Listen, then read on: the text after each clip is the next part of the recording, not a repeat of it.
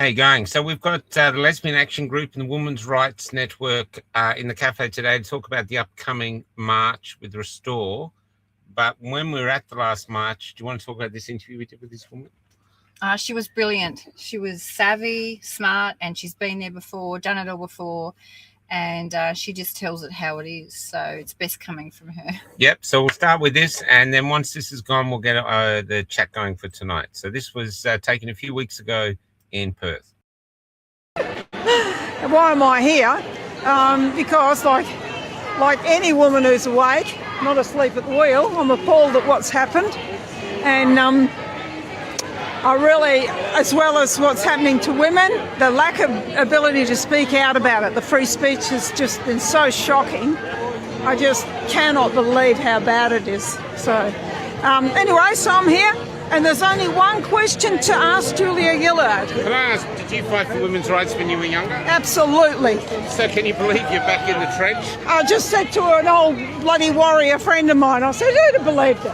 But this Julia Gillard, everyone's going on about, what she said. There's only one thing we should be asking her. Julia Gillard, what is a woman? Well, right? Apparently it's come out now that the submissions were clearly stating that she'd been warned that this would happen. Doesn't matter. That was all years ago. It does matter. It does matter because, I know that. But the thing at the end of the day, put her on her spot. What does she think? What is a woman? Right here, right now, Julia. Let's not talk about the past. What is a woman? Can I ask you another question? I actually think the question is absurd. What is a woman? It's not a question we should have to ask.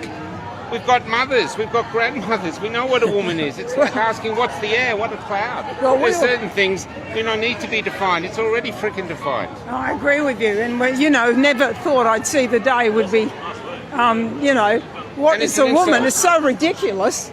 I mean, when I was at university, the question used to be, what does a woman want?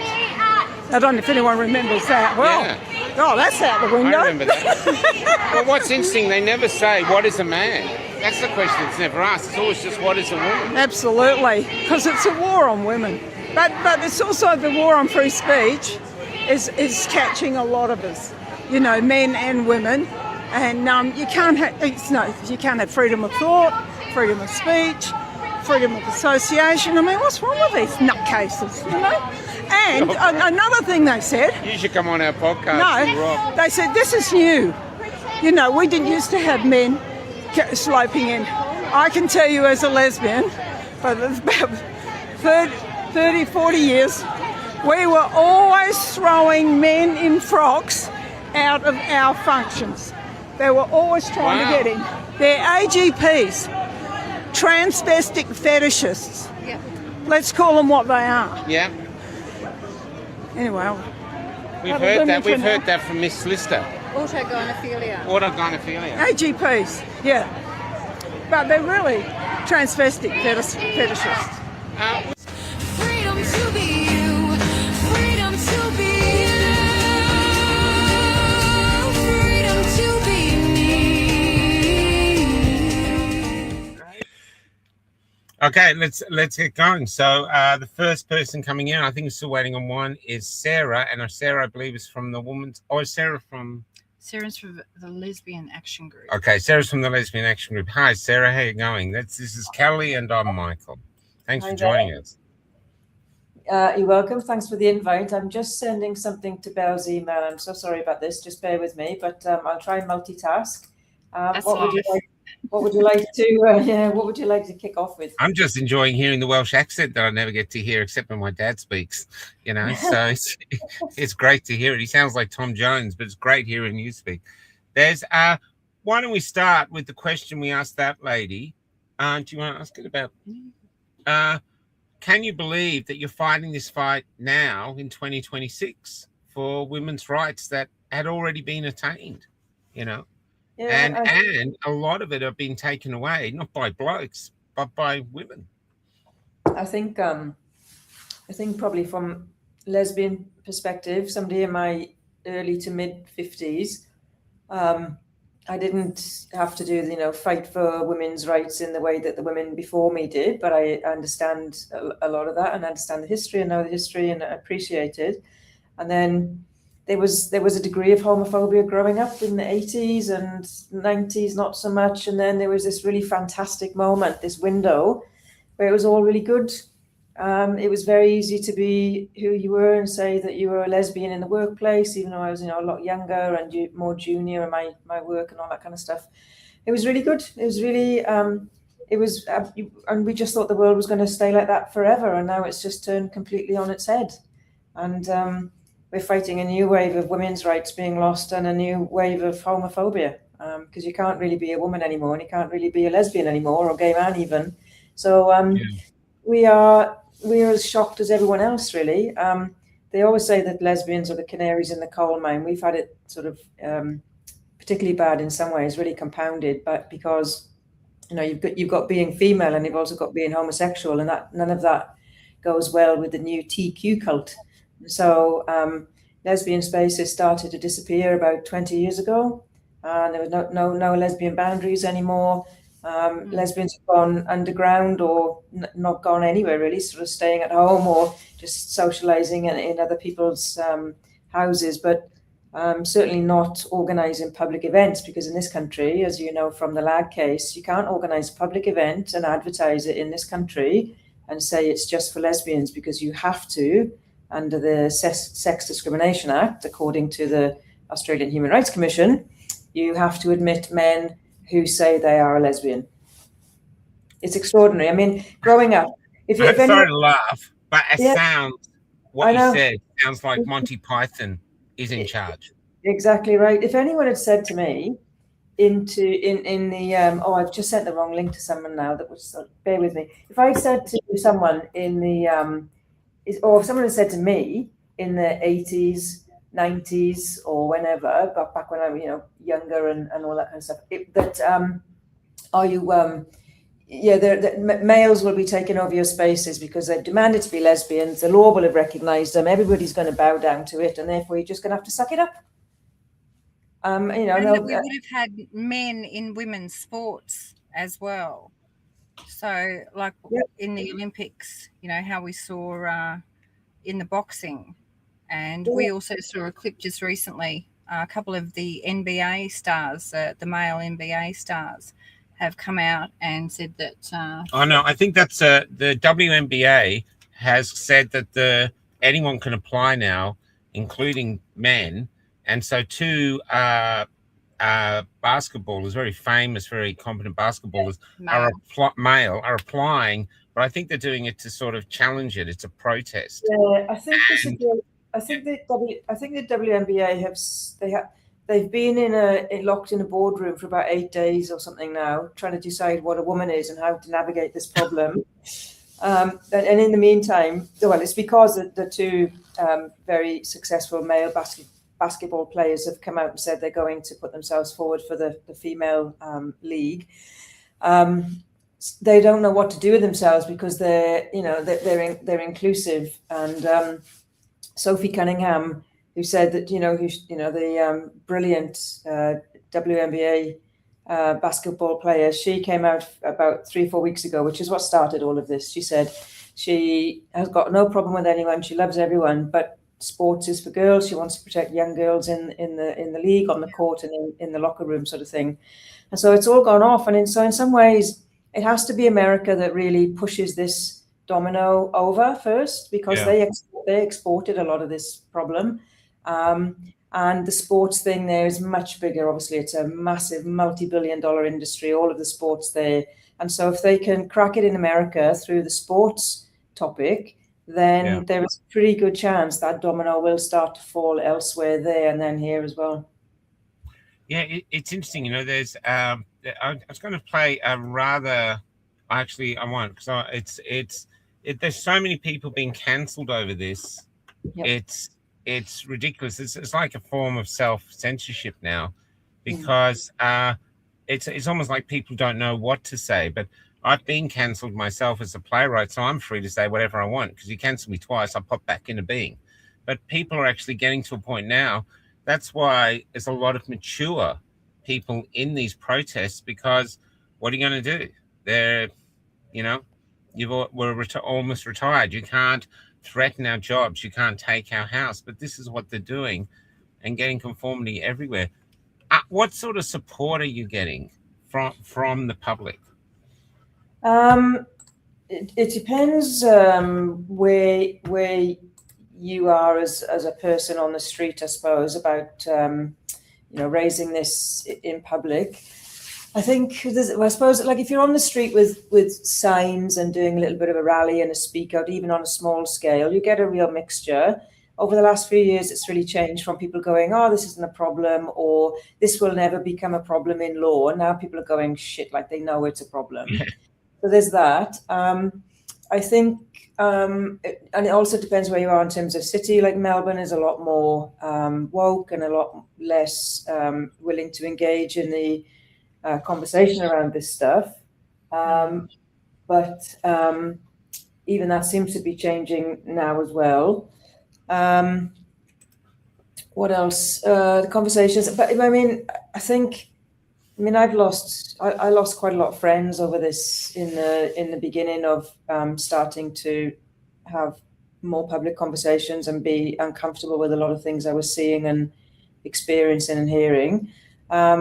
And just so many people just latched onto this as being progressive, and the way that the world was going, and you get on board or you're a bigot and all of that sort of thing. So I lost quite a lot of gay friends, and then of course you meet new friends who just have this point of view. So I think it's starting to shift, but people have not just been cancelled; they've been made out to be utter pariahs for having concerns about various aspects of this ideology. So, but in terms of lag specifically, we get a real mixture of things that come into the email box. So you get rants from all kinds of fairly deranged activists being really nasty and unhinged, through to all sorts of people who are really, really supportive and will give quite generous donations towards court fees when we've needed them. So it's a real funny mixture. And what we also find is that there are people who are more kind of on the right side of politics, who we are rubbing shoulders with in a way that sort of more left-leaning people would have never seen ourselves doing some time ago. But here we are. It's a funny times, really. Yeah. Sarah, how has the emphasis on gender identity affected women and lesbians in particular to organise, meet and advocate in spaces that prioritise biological sex? Just give me, I'm really sorry, Kelly, just give me 1 second. Bella's saying she can't get in, and I'm just trying again. I don't know what the problem is. Just bear with me. Just tell her to just keep clicking, say yes to everything, and she has to get in through Facebook or Google. That's how it does. But just say yes to using camera, yes to using microphone, and then just keep clicking. And eventually you should see us, yeah. Okay, just give me 1 sec. Okay.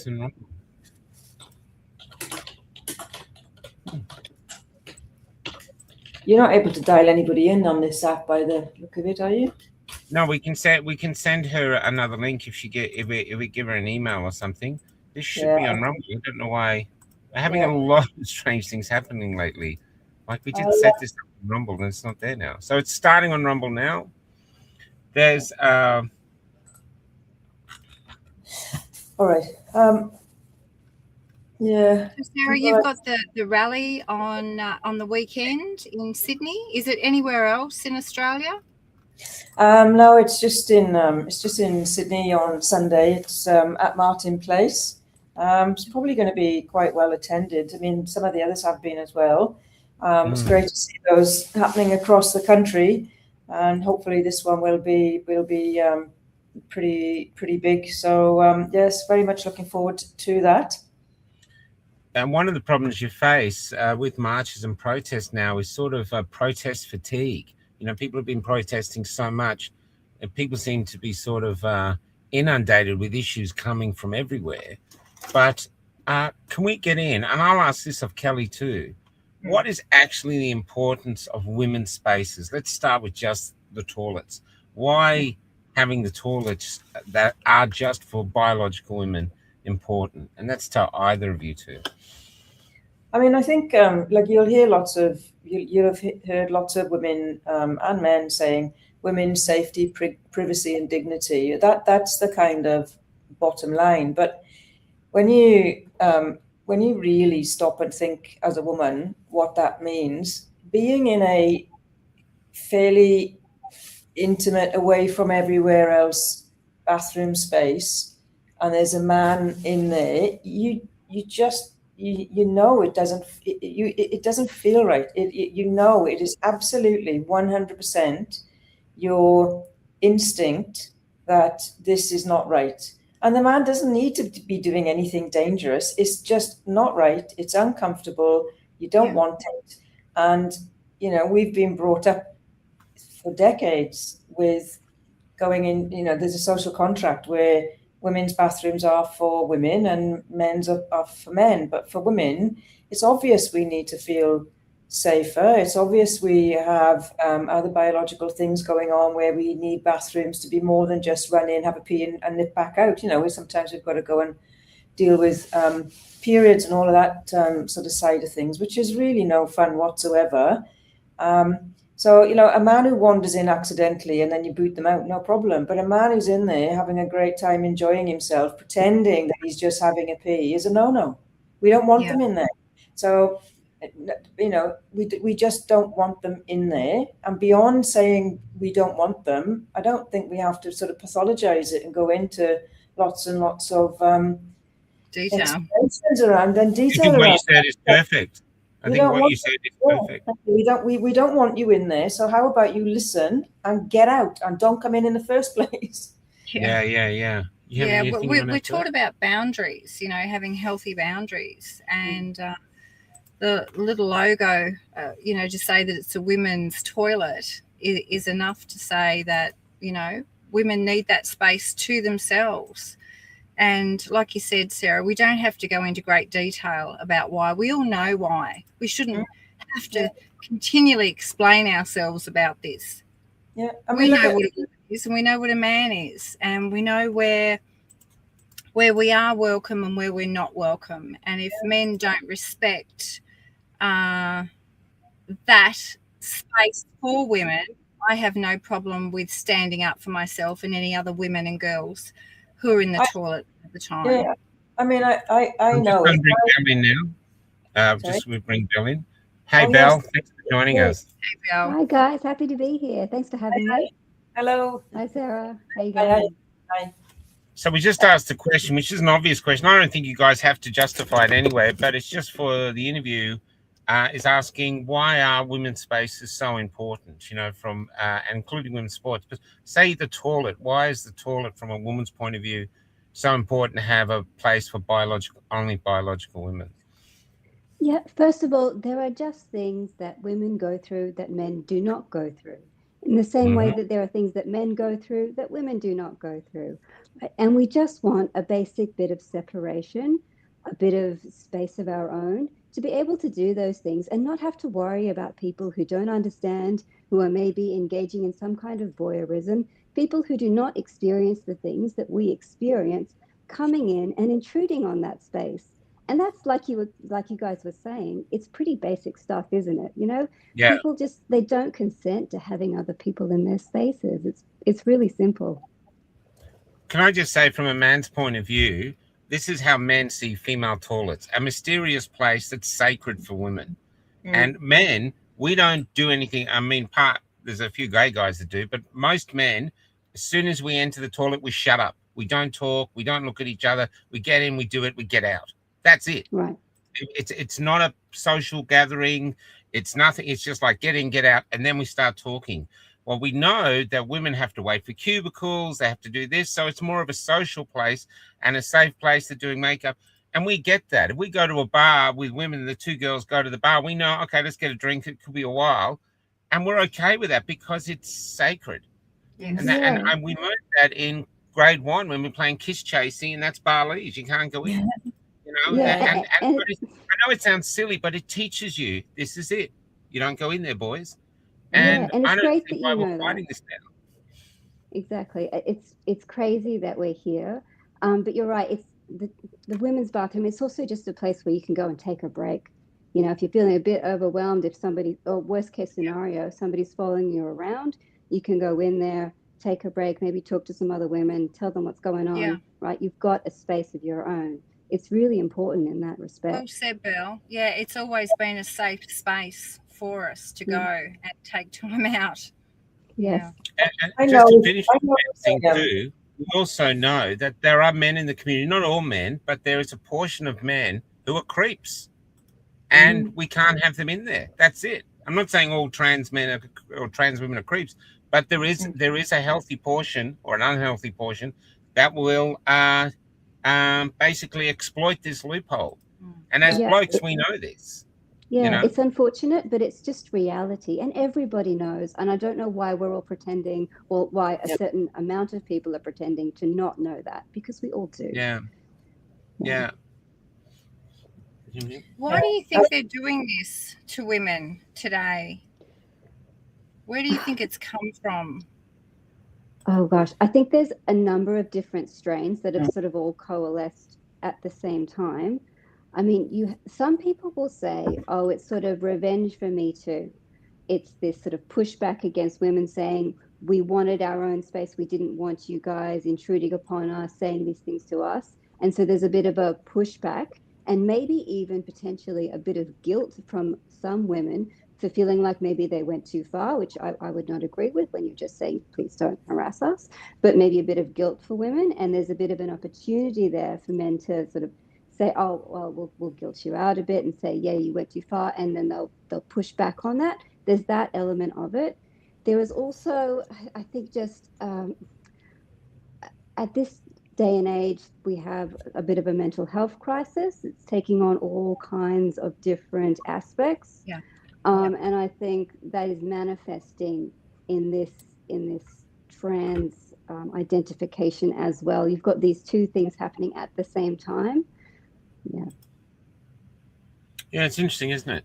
The other thing is sport. I've got a friend here, Forsh. He's a coach for his daughter's team, and but they're now having trouble because there's so many trans. That's his daughter there. G'day, Forsh. There's so many trans kids in the female sports or identify as girls that their girls cannot compete.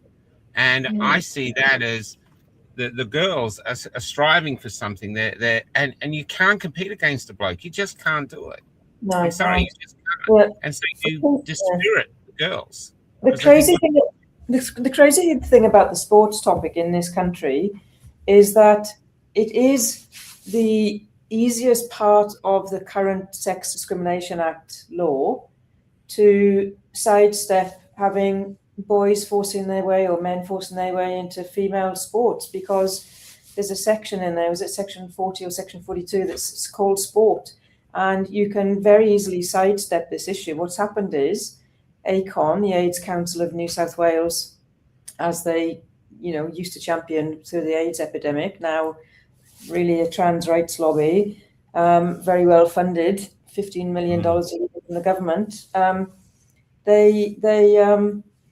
They've gone round with their Pride in Sport campaign to all of the sporting bodies and encourage them to be inclusive. And it's like the Sex Discrimination Act and the ability to sidestep all of that in the law for sport doesn't exist. So you've just got these, wannabe progressive, kind people in some of this, like AFL or whatever it might be. And even in amateur sort of amateur and community sort of sport, they're just bought into all of this inclusion stuff, but they don't need to, because under the law as it stands, even though the SDA is broken, as the SDA stands today, you don't have to be forced to include boys in girls sport. So this is just a failure of leadership and cowardness. Some people might say, well, I'm just doing the right thing. I want to be inclusive. Well, look at yourself in the mirror. I mean, just have some common sense. inviting boys to play against girls is not being kind. It's just ridiculous. Yeah, I think there's one netballer I saw. He's about 6 foot something, and I saw he was fighting some Asian team. They were hanging off him like Christmas ornaments, and I just feel sorry. Look, to him, I understand, mate. You're going through something. I get it. It might be very painful, but all these girls here with numbers have fought really hard to be in this team, and they have dreams. And they want to progress these dreams, and you're coming along, going, no matter how hard you train, how hard you work, I'm going to beat you. You don't stand a chance against me. That's just not fair. And fair is in our national anthem. We pride ourselves to the world. Advance Australia fair. This is not fair. As simple as that, And it's not fair. And they're being aided and abetted, in all sort of parts of society at the moment, whether it's virtue signaling politicians or in some regards the judiciary, but everywhere they are being aided and abetted, and it's actually time to say no now. This has to stop. Yeah, no is the best way.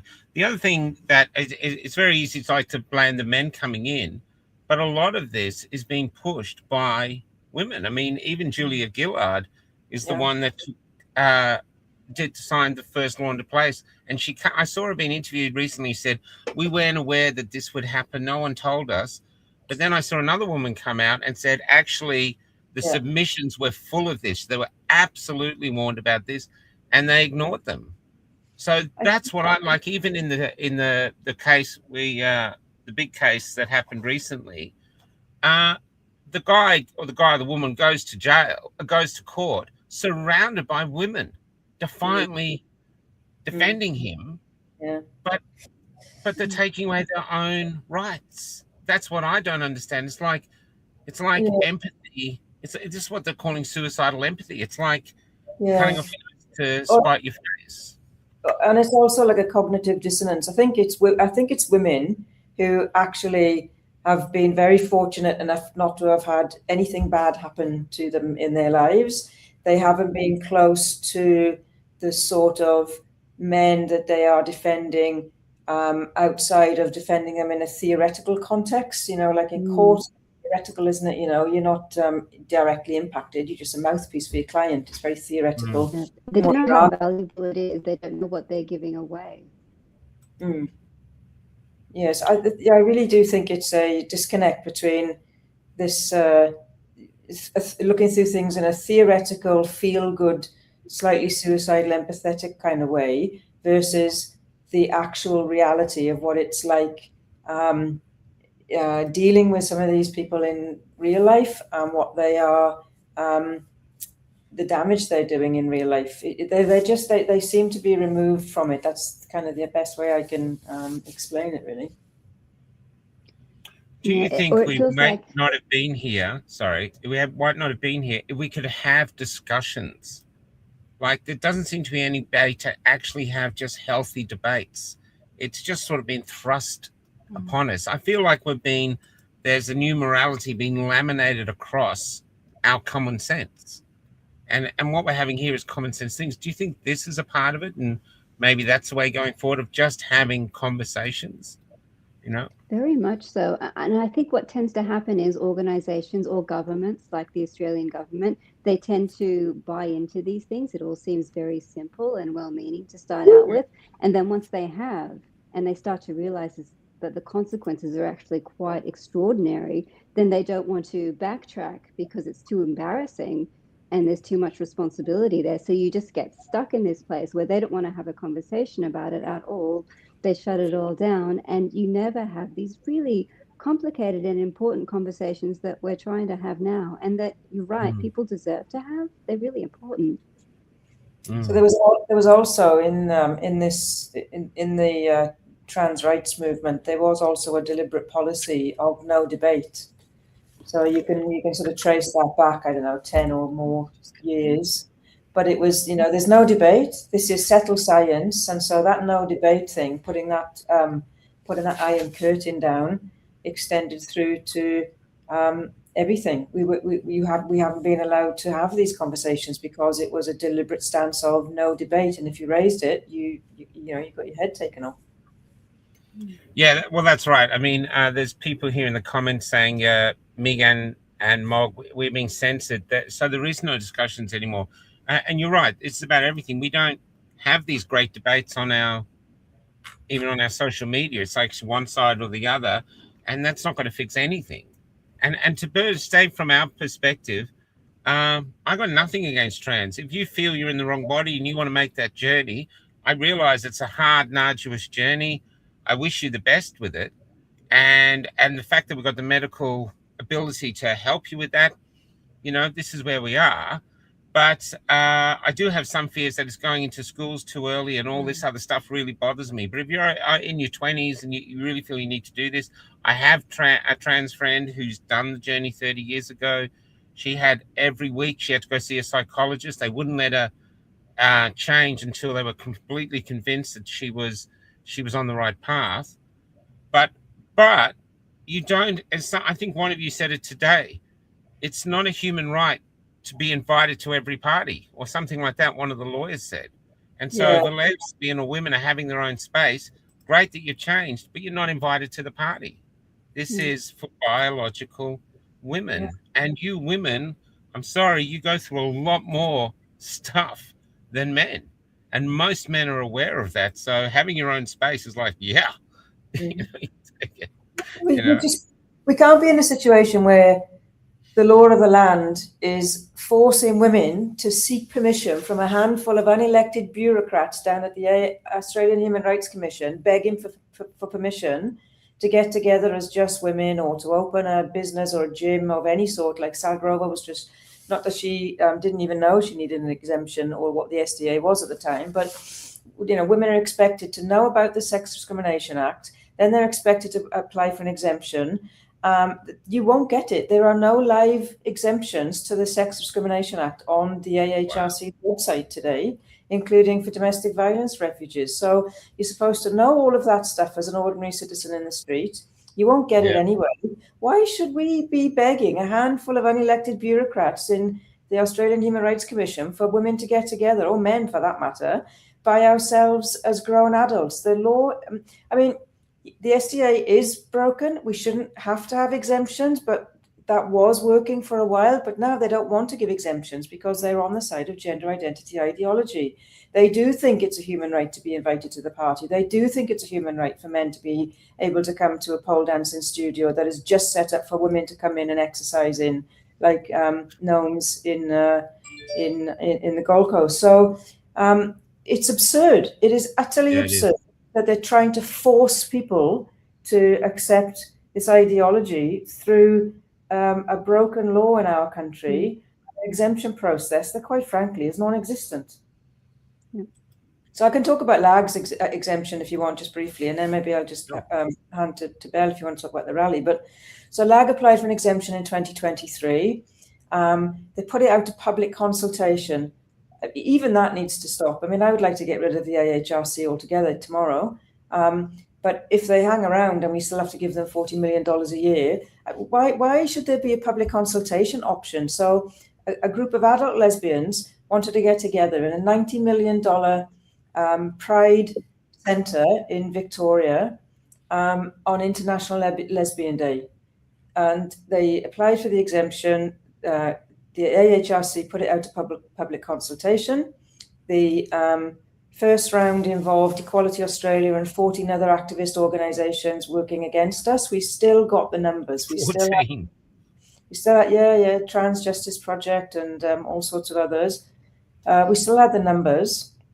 And so we had the public consultation was in LAG's favour. Well, LAG didn't suit the AHRC. So they said they were going to refuse us anyway, and then put it back out to consultation. And even the second round came back. We had the numbers. 99% of the submissions were in LAG's favour.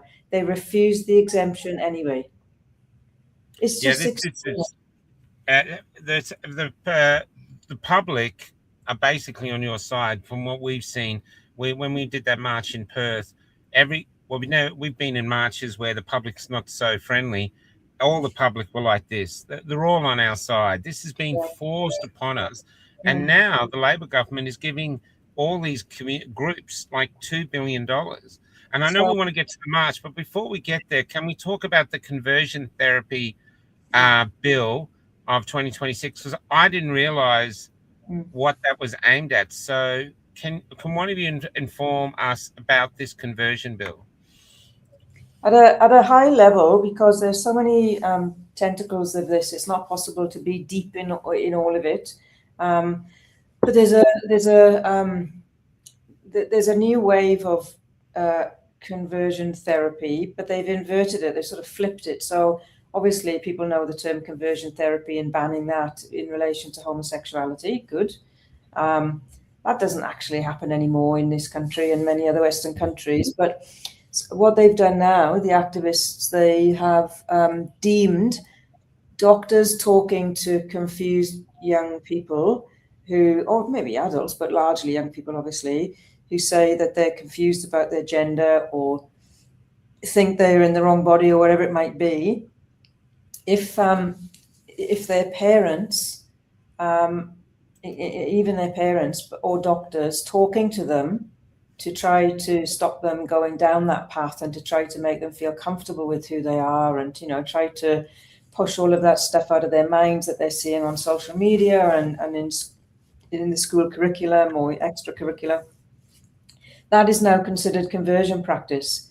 So even I think it's in Victoria, don't quote me because as I say, I'm not deep in the detail, but I don't know if they've passed it in Victoria, but they were certainly wanting to pass it in Victoria such that parents talking to their children about, you aren't this thing called trans, you aren't this thing called non-binary, you're just Joe or whatever. And, getting them help with that talking therapy and, trying to support them through that without putting them on drugs and doing social transition and all of that other stuff. Now, parents and doctors doing that sort of stuff is considered conversion practice. It is just absolutely beyond the pale, and they want people to be criminalized for it, as if you were actually trying to give a young person electric shock therapy not to be gay any longer. They're trying to equate talking to a kid about you're not trans with that sort of time gone by. It's very scary stuff. It's really scary. Yeah, it's another very heavy-handed. One of our podcasters has interviewed a guy from Canada who went to jail because he refused to use the pronouns of his son's pronouns and stuff like this. So this is happening all across the Western world. But yourself, Belle, what are your thoughts on this conversion therapy thing? Do you think there seems to be it's almost like you're not allowed anymore if you're young and you're just naturally gay, because everyone's born this way. So you're born lesbian, you're born gay. Now, instead of just letting you blossom and find out your sexuality for yourself, they're coming along and go, maybe you're not gay. Maybe you're actually in the wrong body and all the danger that goes with that. What are your thoughts? Yeah, well, that's the complication. I mean, how does somebody figure out while they're in this delicate stage, usually puberty, how do they figure out if they're just gay and that's, how they want to be and they just want to be comfortable with themselves, or if they really want to transition, which is a very serious path to go down. I think at the moment we have these laws in Queensland, ACT, Victoria, New South Wales, and South Australia. The most current one that I'm aware of has been proposed by the Tasmanian Greens. And so they've proposed a bill, and I'm not sure where that's at the moment, but it's looking like it's across almost every state and territory. And it's not just a matter of saying, oh, a therapist can't say maybe you're not trans. It's really problematizing the conversation that you might have. Well, are you trans or are you not? Let's just explore that, because that conversation that can be perceived by the patient or the patient's parents as some kind of delay. And then before you know it, a doctor has been told, well, we feel like you're practicing conversion therapy by delaying this process of transition. So, and what we know from doctors is that they're getting very nervous about this. And then you have a whole bunch of doctors who will just say, well, then I won't take those kinds of patients. So the doctors who remain are the ones who are most likely to affirm really quickly. Yeah. Look, I find that terrifying. I mean, the puberty blockers is what they give sex predators in America.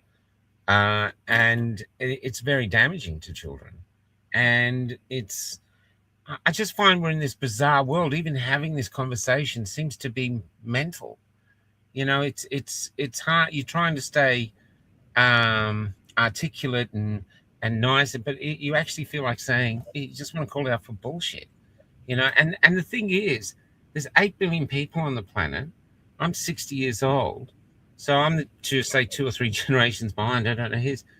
We didn't have sex education. I tell you, sex education for us in school, this really happened. We were about 12, and a nun, all dressed in the regalia, sat before a video screen where there was a projector, and the only thing I remember is she was looking like this at the class, at the boys.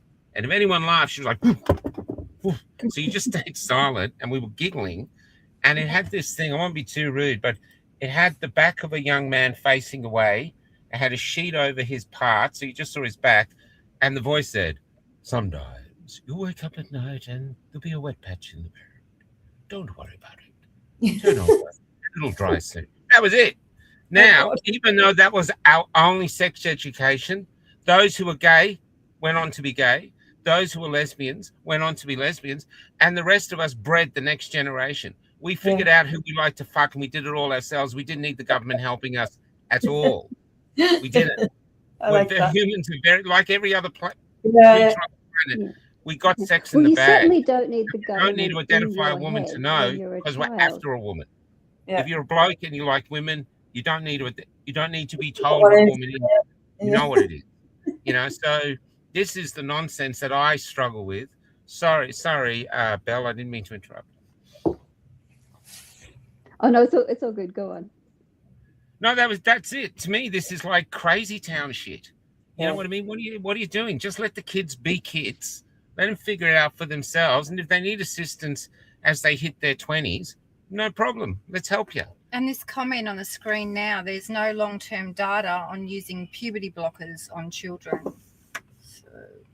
Yeah, because this is so recent. Why would there be data? You know, it would take a very long time. You'd have to observe people over a lifetime to figure out what the results actually were. And of course, we haven't done that. We've only started really doing this in earnest in the past 10 years or so. So we just don't know. We interviewed a detransitioner from Canada called Faith, and she didn't go through with all the surgery, but what she told us was never did any doctor or psychologist ever question her and make her think. Everyone was just go, and supporting her and enforcing her until she got to a point and realized, I don't want to do this. I'm in all this pain and all this. And all she said was, I just needed love as a kid. I was just a lonely kid. I could get no attention from anyone. My family wasn't that great. And then suddenly I was getting attention because people were saying I was trans, and suddenly I was getting what I was missing. And that was just forced upon me. And she said I was just obsessed with that until I woke up just before surgery. She was going to have surgery and she didn't, you know. You really took off through the Netherlands, and there's a really good documentary on Netflix or somewhere. I can't think what the protocol is, but it really took off through the Netherlands in the first instance, the puberty blocker thing. And the documentary plots the progress of a number of young women, and all of their bones, their spines are just shot to shit. Yeah. The first thing that happened was the bone crumbling. Like when we go to rallies, I was at the one in Brisbane recently, and I've been to others in Melbourne, and you watch some on the TV, you know, Kelly J. Keane or whatever. When you see the activists on the other side, so many of the women are on walking frames and walking sticks. They are very, very unwell because of what they're doing to their bodies through puberty blockers and testosterone. You know, it's undeniable that it is causing them very significant harm. So all of this pontificating by politicians and doing a review that's going to take till the middle of next year, you know, the health secretary is doing that, and health minister is doing that at the moment. It's bleeding obvious that this is very problematic, and all of this cries about if we don't give them this stuff, they'll suicide themselves. It's just there's no data to back it up. I mean, Gillian Spencer was on TV the other night, and she's saying that when they stopped giving puberty blockers in the UK, there is no data to say that there's any change in suicide amongst the population. So there's a lot of very, very sort of quite sick myths that have been urban myths, or that have all sorts of throwaway lines and basically lies, I suppose you'd say, that the trans movement have come up with over the years. One is about, would you rather have a dead son or an alive daughter, that sort of thing. But there are many, many things that they say that are just throwaway strap lines. There is no scientific evidence. There's no basis to them. And it's largely about guilt tripping people and silencing people to get their own way. And that's the adults, not the children. It's a very top-down, authoritarian, a liberal movement. Yeah. It's part of the agenda, destroying families, children being taken away from their parents if they dispute this.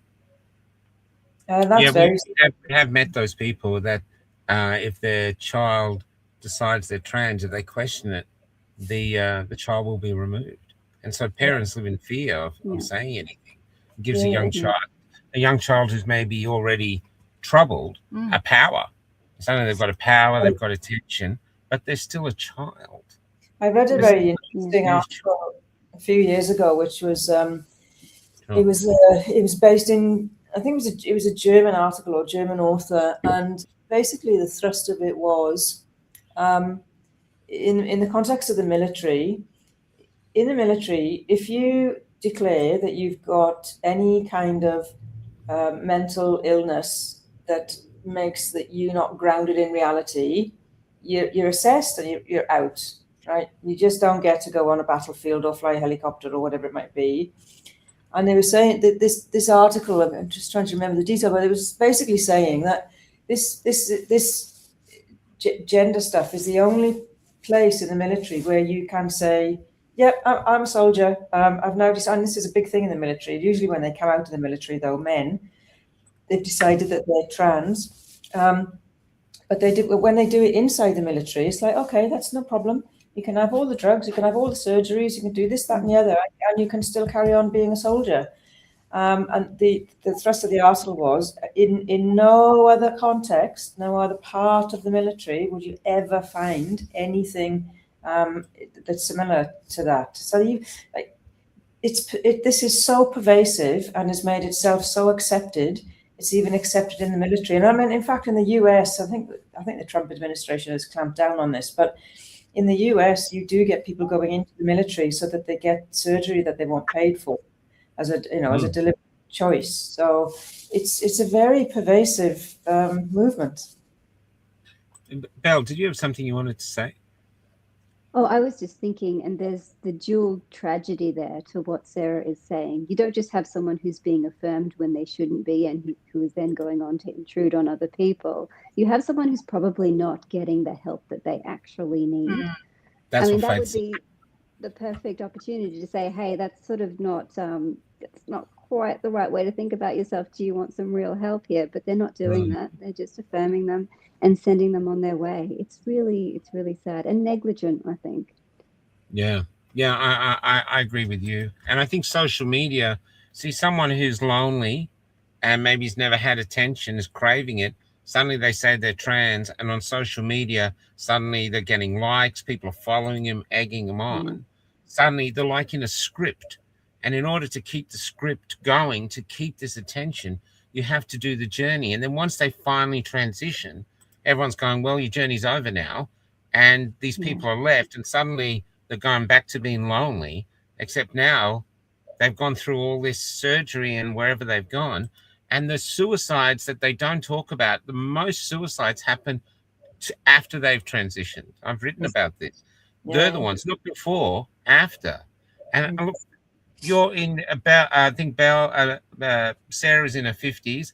And we're in our 50s, or I'm older than that now. We grew up with trans people around. I mean, apart from Daniel LaRue used to be on mainstream TV and we'd all sit there and watch it.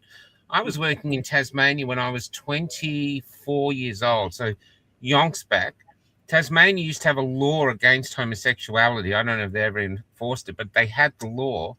I worked at the West Point Casino, and the West Point Casino had a trans person on the front desk meeting people in the afternoon. So there was nothing against it. People would just be interested, like, oh, I wonder what's happening downstairs, just human nature. But I used to see in the staff room, no one cared. And then I was a tram driver. We had another one join us. No one cared. Everyone was like, oh, well, you know, we're pretty easygoing. So this whole people thing don't that there's really a care how genocide people is a just lie. express themselves. That's not a problem. Yeah. And it's the infertility issues as well, you know, the ongoing basically having to be on pharmaceutical medications for the rest of your life. And I just think of the children who are in school now who are extremely confused. And And how do you negotiate consent from a child who doesn't even understand what it is that they might be missing out on in the future? How can you call that informed consent as a doctor? I just don't know what they're thinking. Yeah. This is where they use the term mature minor, but a mature minor is someone my age who hates Rio Tinto, but still a FIFO. That's a mature minor. And you know, this whole thing, a 12-year-old can't have a tattoo, can't smoke, can't drink alcohol, but they can change their body, or they can start to. It's. I'd say it's even evil. I just think it's because the child doesn't know. The child is just craving purpose, identity, belonging, love, acceptance. It's extraordinary. Well, the media in this country, like in all of the Western countries where this has all taken root, is also a problem. And the ABC is just a joke. They just do puff pieces on trans women, drag queens, and then they've got this ridiculous Instagram profile called ABC Queer. And you know, what do they call it? Carousel. One thing they took down. They were glorifying this young woman who'd had a double mastectomy, and there was a photo of her in a bathroom in the mirror. I think they got so many complaints they did actually take that one down. That's but the scar. Oh, good. They're just pushing and pushing and pushing. Yeah, they're just pushing this stuff. You know, so the ABC, you give them an opportunity to do a story about a trans woman or a drag queen, and they'll take it every time. They don't actually do any proper news about anything else. I had to work really hard to get an op-ed that Lesbian Action Group put together into the ABC. I mean, Sal Grover tried for 3 weeks with a guy called Scott Stevens in the research and ethics section, and they ultimately turned her down and said that she didn't meet the standards and she had inaccuracies about the SDA, and almost sort of saying she had inaccuracies about her own legal case, which is just perverse. So then I had a crack, and I did get the op-ed published, but it was, and that was quite a big deal, really. I mean, it was, and we got them to come to the court case when our appeal was heard in April. But they do it very reluctantly, and I think it's only because some of the senators at Estimates have called them out on bias. I wrote directly to Hugh Marks at the ABC and said, come out of ACON. That was one thing. Second thing, said, how about you covering something that we've got to say at some point? And I mean, that panned out for whatever reason, but they don't willingly knock on the door and cover stories about Lesbian Action Group, Women's Rights Network, Women's Forum, Sal Grover, Kiralee. They still got their head in the sand. They're still looking the other way. They're still pretending this isn't happening. And, you know, there'll be another round of estimates in October, and no doubt they'll get called out about it again. And Hugh Marks will sit there and deny that they're biased. And of course they are biased. I mean, even to the extent they're just wasting our money, and they've got an army of these really young, progressive, woke journalists, you know, early 20s kids, basically. There was one the other day, she called herself a national business reporter. It was a pointless story that my dog could have written about a trans woman getting driving insurance or some nonsense. It's not news. Why are you being paid to do that? What's that got to do with anything? You know, so it is just beyond the pale, the stuff that they publish and call it news, and then turn up at Estimates denying that they aren't biased to people with views like myself and Belle and Sal and others. You know, it's extraordinary. I interviewed a trans who become a woman in a they become a woman, but there's in Queensland, but they were in Victoria in the harsh lockdowns when you couldn't get an operation. So if your grandmother's hip was gone, you have to wait it out. Everything. They were allowed to do the transitioning, get all paid for, in the harshest part, when the harshest lockdown, when no one else could get surgeries. Well, I And think they there was talked about that in the interview, like they were stunned by it, but they did it. there But was yeah, a team. I'm just. It's like there's like they're creating a privileged class that has power and is protected, and you can't say shit against them, and we just have these issues: toilets, sports, and leave the kids alone. That's it. Yeah. Yeah, it's everywhere. Especially Young girls. So I just to finish that point. There's a teenager flown from Melbourne to New South Wales for surgery during the lockdowns. It's well known that happened. Sorry, Bill. I was going to say on the privileged class point, I mean, especially when men and women as a class, they don't have any functioning definition in Australian law. So the only people who are sort of clear in the eyes of the law are trans people. And so if you're the only person who has a proper definition, then you're the only person who has a proper set of needs and risks associated with you. Nobody else does. So of course you're going to win out in every single, incidence of, balancing rights, that is exactly what is happening. We have a privileged class of people because they're the only class of people who have any real sort of definition. And the way that rang true, so the judge that upheld our appeal to be able to go back to a tribunal to fight the refusal of our exemption, Justice Mark Mashinsky, he said that the tribunal had given decisive weight to the harm that would be caused to the people being excluded, not coming to the lesbian party. And he said that's a no-no. There is no hierarchy of human rights in the Sex Discrimination Act, which is why it's called the guidelines that they've been using since 2009 deficient. So he said they've given decisive weight, therefore preference, to the people that wouldn't be able to come to lesbian events over all the lesbians who apparently don't have any human rights. We have a lesbian here. From a lesbian lens, could you please... Oh, do you want to finish, Belle, and then we'll ask this question? Oh, no, go ahead. From a lesbian lens, could you please give us your take on the plus in the LGB? Well, it's much longer now. It's almost its own alphabet. So what is your thoughts on that? I'll show that. I'll send that to Sarah. The plus, I mean, look, when I was in my 20s, for about 5 minutes, when I was a student, we started to call ourselves queer because it was this fun, little new thing. It was a bit American, Now queer means something completely different. The trans thing, a bit like you, I suppose, Michael. There were trans people on the periphery of the gay scene here and there in my 20s, 30s, but in my 40s. Now it's just completely changed. Like it's just become like a truck, and these are straight men wearing certain clothes coming into all sorts of gay spaces and lesbian spaces, underground techno clubs and things like that. They're not trans, they're not gay, they're straight men in lingerie, right? We don't want them only 12% have the operation.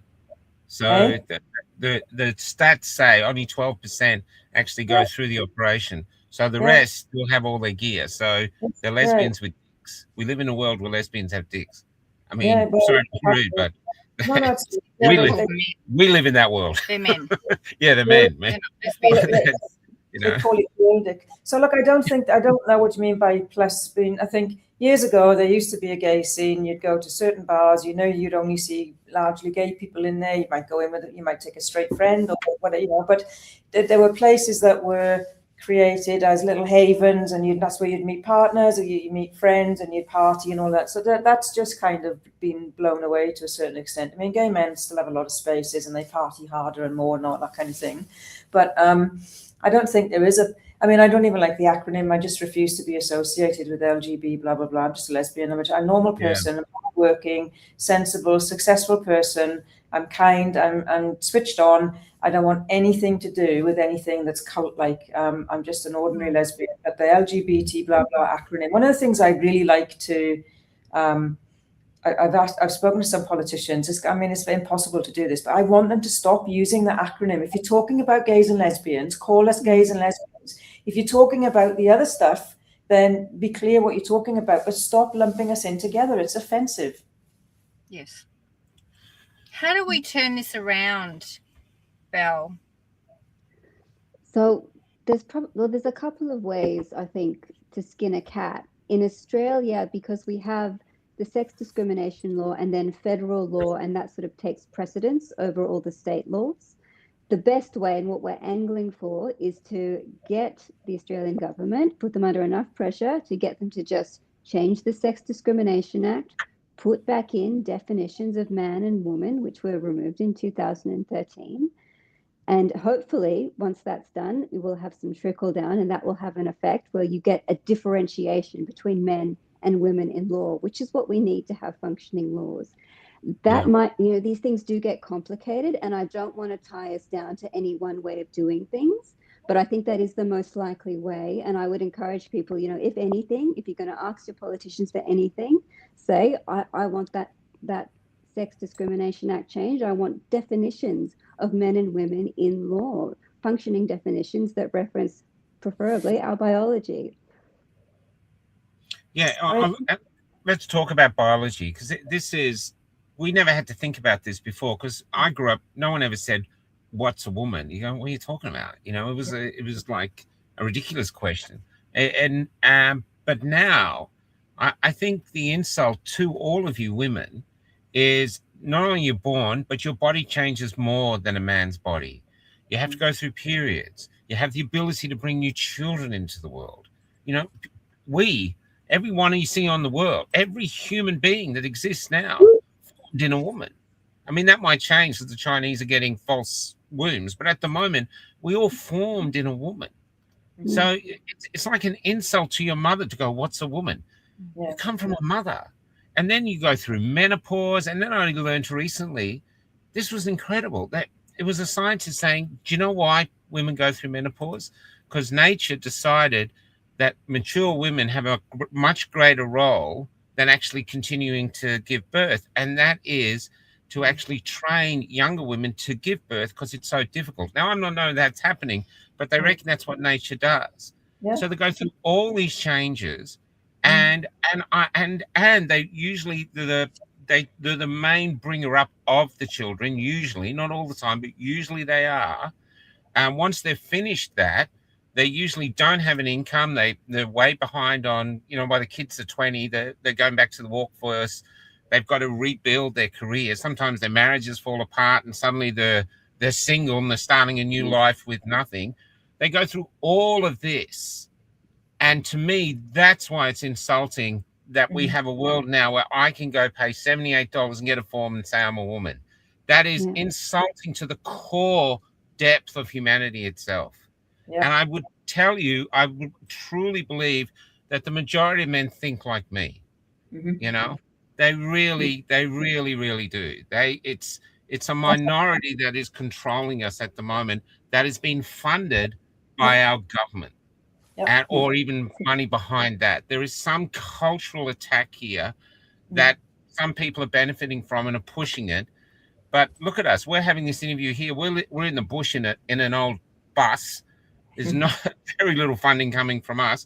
I'd say you guys got very little funding, and we're up against $1 trillion propaganda machine that's trying to change everything around us to get us to accept to be basically silent slaves. And I think we have an obligation to the next generation to say, no, if you're born a lesbian or gay, you have the right to find out for yourself.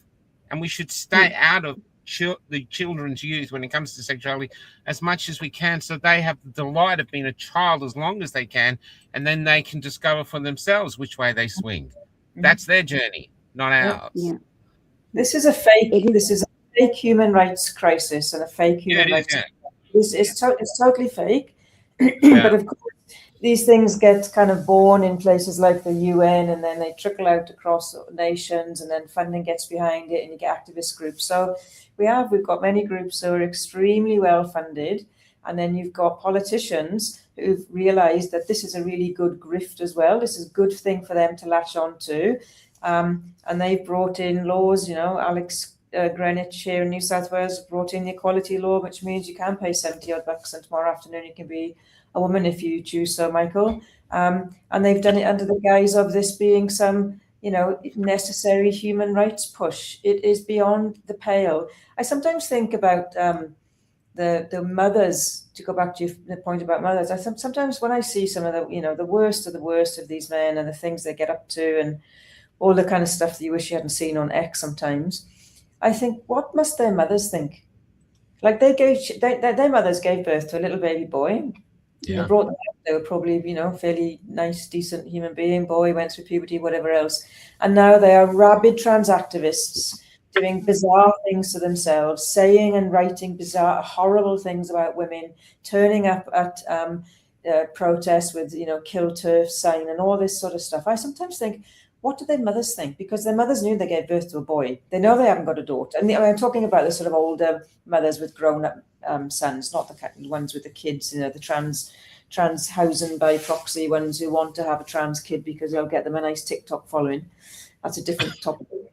But the ones who, say a woman in their 60s or whatever, you've got a grown-up son behaving like this, being misogynistic, demanding access to all sorts of places, and it won't take no for an answer about any women's boundaries. I just sometimes think, God, they just must be mortified if they are aware of what these sons are doing, and the fathers as well, but particularly the mothers, when these men are denying biology and claiming that they are a woman. No, you're not. You came out of a woman, and the woman that you came out of knows full well that she gave birth to a son.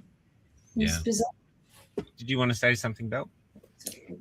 It's a very vocal minority that we've got here. I will say that the good news is, while we had Sal Grover's case going on and the initial case and then the appeal, I get the impression that a lot of people were just watching that and waiting and hoping that the judiciary would say something reasonable, and hopefully then it would all be over. Yeah. And then unfortunately that wasn't the case. But since then, since the end of that case, I know that we have at WRNA had such an influx of more and more women contacting us and saying, hey, I want to be a part of this. Hey, can I help out? So there's a very large majority of people who are watching and are willing to get involved and feel very strongly about this. So, I mean, I take comfort in that, and I think we all should. So it's going to come from the change is going to come from the bottom up. It's going to be like a grassroots movement where the politicians realize if we push this, they're going to vote us out at the next election. Yes. And that's how we change it. We get a politician go, you keep backing this, then say goodbye to your seat. Yeah. People are just fed up. Harbour thinks it's a culture. Harbour thinks it's a culture war, which is the most condescending thing ever, as if this is just, something that happens on X where people are having little spats about this. This is real life, real world problems. Yeah, that's right. In our own country, in law, and he's just not willing to play ball. So I think he'll get crucified over this at the next election, to be honest. Yeah. Women not feeling safe in their own lives, or when they go and play sport, or when they try and go to the bathroom. I mean, that's not a culture war. That's not nothing. So it is, like you say, it's so insulting when he tries to dismiss it in that manner. Yeah. And so many young women are suffering issues now, self-worth, and anorexia is at epidemic levels. No one talks about that. And the self-worth issues are so bad. It has to be safe that they go in there. It's hard enough if they've got a period or something that they're dealing with girls listening, but to have some big fella in there, it's obscene. And there's disabled toilets. Use those. There's simple solutions everywhere. Well, and us blokes, we don't talk to you anyway. You come in and you're trans, we don't give a shit. We don't talk. We don't communicate in toilets. We go in, we get out. You know what I mean? Well, what you just pointed to there was a compromise. I mean, imagine if 10 years ago these guys had started advocating for their own spaces. Could we have a third extra space? But they've never done that. And that tells you a lot about what it is that they're after. Yeah. No, I think it's a time to defend our women. I really do. And I think most men in Australia, if they were allowed to speak, and we're not allowed to speak anymore. People are terrified to speak. Even this is coming under fire and censorship. We had a Facebook page. They gave us a 10-year ban because we're speaking openly, talking to ordinary Australians what they think. They're trying. There is a cultural attack that way upon us. And it's a time for us to fight and define who we are as Australians, what our value system is, and we're a good people. We're empathetic, we're caring. At our foundation, we're good people. Something's lost at the moment because the upper echelon is either bonkers or they're up to something and it's nefarious, you know? Yeah. Should we talk about that a little bit? It's a shame that you're over in We should talk about the march. We're here for the march. We'll get the march. We can't march in Sydney. The logistics are a bit tricky, so I'm a bit jealous that you had a march over in Perth. But there's a rally, so I'll let Belle talk about what that looks like. Yes, so where Women's Right Network is hosting a rally this coming Sunday. It's the 23rd of August. It's going to be at 12 p.m. at the Martin Place Amphitheatre in Sydney, and everybody is welcome to come along. And we've got a couple of great speakers lined up. We've got Sal Grover, who your listeners are probably familiar with. Also people like Kira Lee Smith.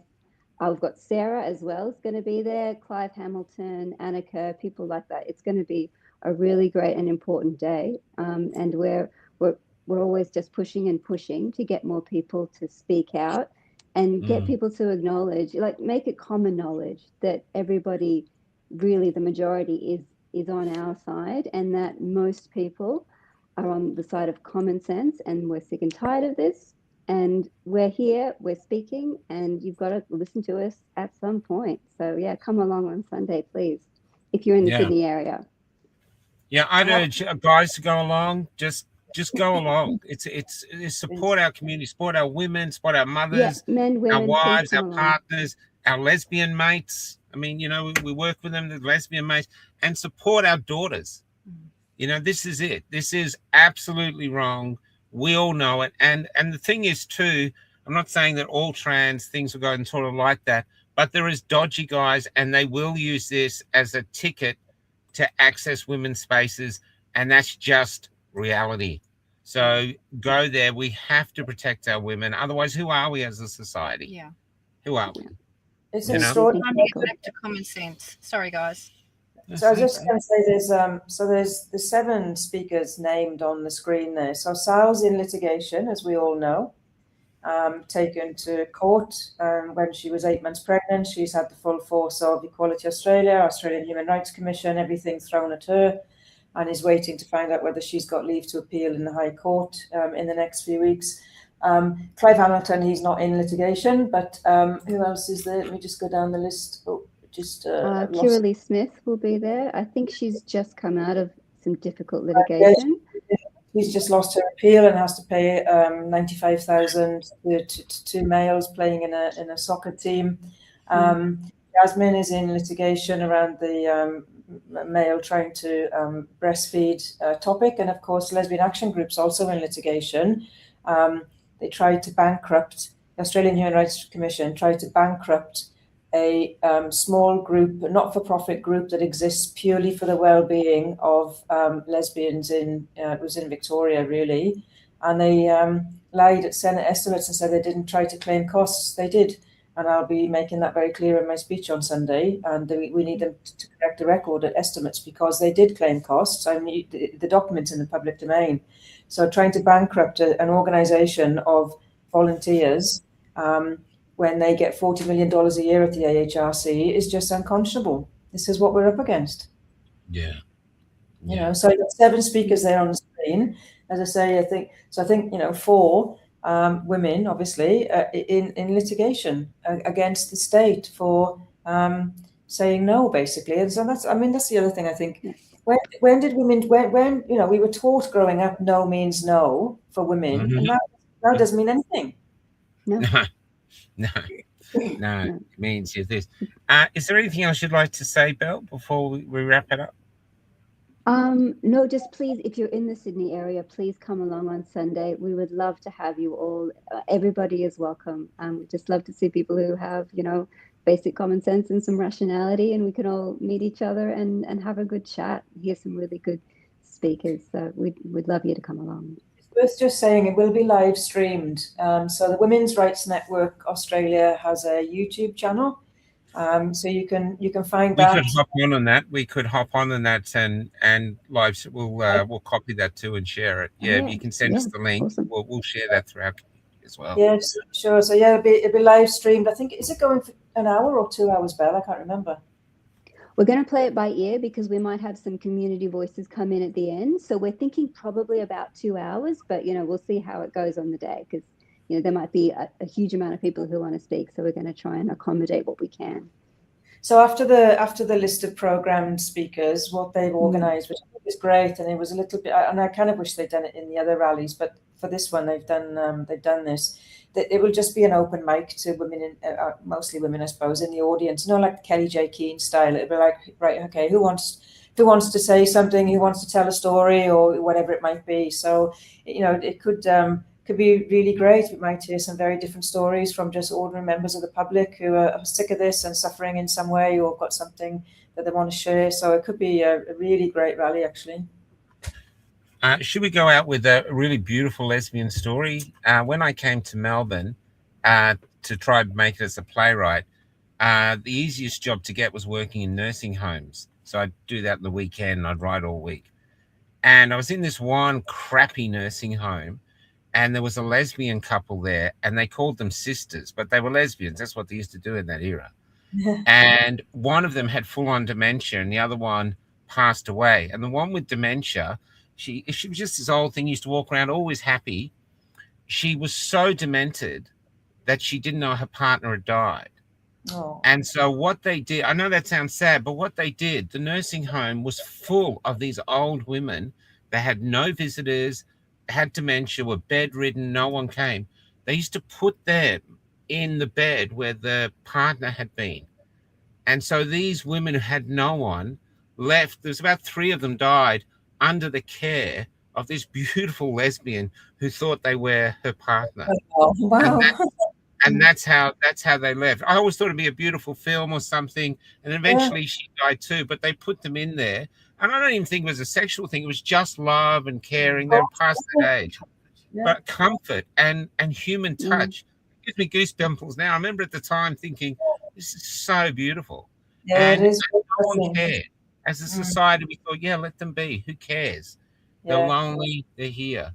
And so that's what I'm saying. At our heart, we're a good people, but they're laminating bullshit morality, false morality over us, or they're trying to, and that's what we have to rally against. So I urge you, go to the rally, just turn up, just be there, defend our women, defend their rights. It's a worthy cause. Yeah, that's lovely. Thanks, Michael. Thank you both. No worries. Yeah, all right. Okay. Thanks both. A song called "The Lowly Ballerina." This was written to my daughter, and the thing is, up ahead and just out of view, the world is waiting for you. And it's a song, we've put it with this demented woman who used to be a ballerina. And anyway, you'll see it for yourself. But this is a homage to the beauty of women from an old man's perspective. Don't read that the wrong way. Okay. See you guys. Right. Thank you. Have a good night. Thanks. Bye. Bye.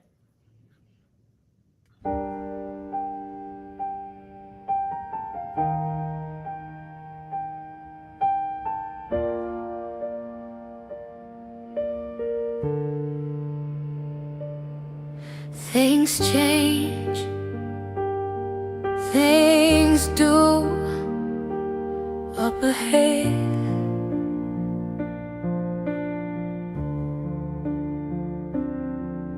The story you're writing isn't written yet.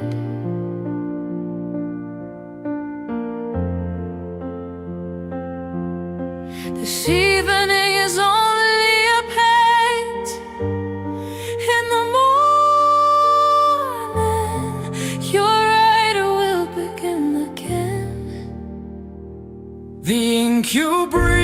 is never dry, and you won't predict your course, no matter how hard you try.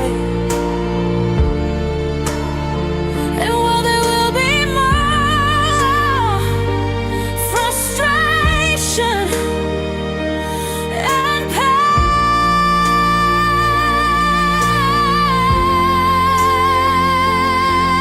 pain,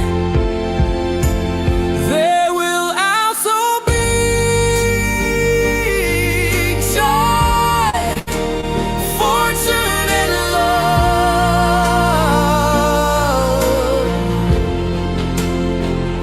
up ahead and just out of view, the world is waiting for you. The world is waiting for you. Up ahead and just out of view, The world is waiting for you. The world is waiting for you. so let me be your cure. I'll push your fears aside. Together we could find your answers. And when it gets too dark, so dark we just can't hide, we let love, we will let love, oh, we will let love be our guide.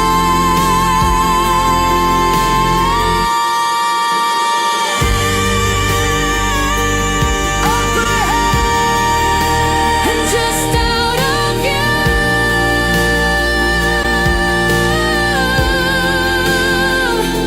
up ahead.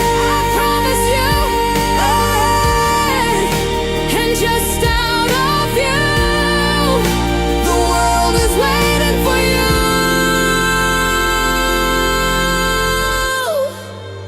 The world is waiting for you.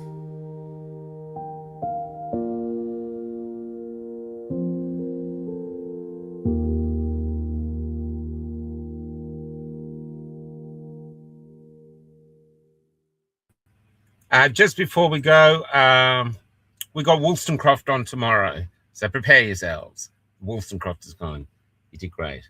Thanks, babe. Okay. Thanks to the ladies for coming on, and please get to the Sydney March if you're in Sydney and you can. Take care.